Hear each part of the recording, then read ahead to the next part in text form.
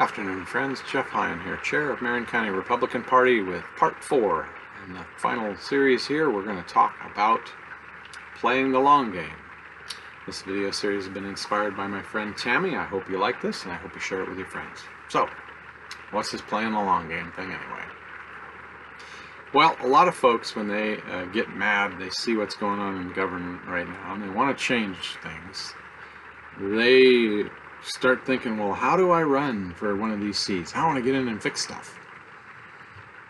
It's admirable that folks would want to do that, but here's the reality of it.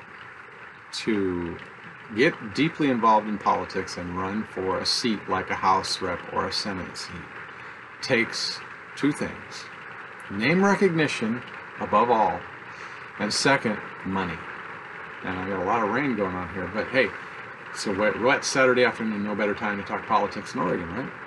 So how do they raise all this money that they need to run these races?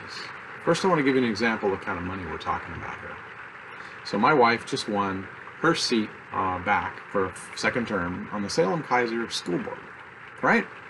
There were three nice conservative candidates, pro-life, etc., running against three progressive Democrats.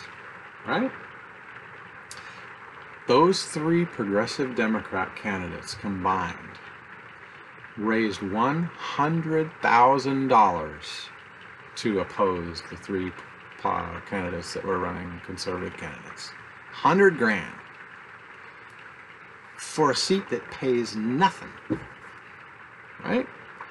So a House and a Senate race, depending on the districts that you're in, especially the more populated districts, could easily cost that and more.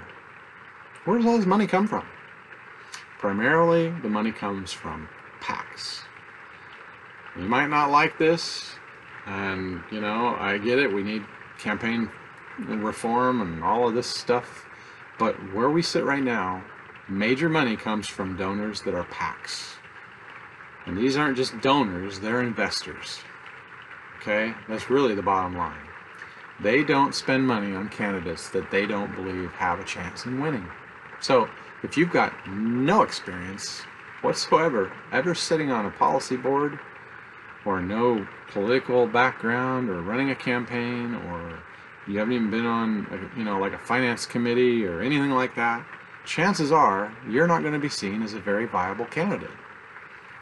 Plus, people don't know who you are, and you don't have the name recognition you need to succeed.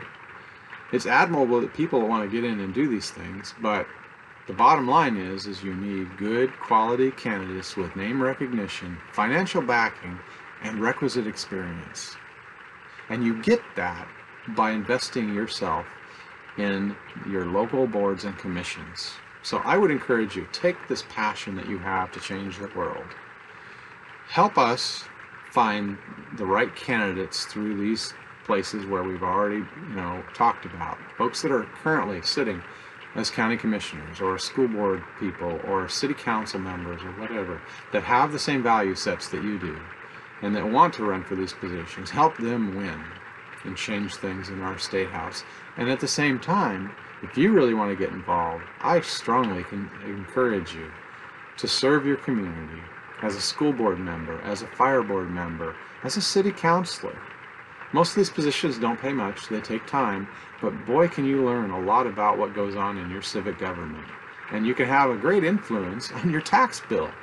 A lot of the money that you pay in local and taxes and whatnot is determined by these local boards and commissions. Certainly a lot's done at our legislative level too, but a lot of it is determined locally. So focus local, play the long game, be that farm team so that when those races come in the future, you've got the requisite experience, name recognition, and the abilities to be a successful candidate. Okay? And there we are, folks. Hope it's been helpful for you. I hope it didn't burst your bubble too bad, but help us win and take back that Republican majority again, okay? Talk to you later.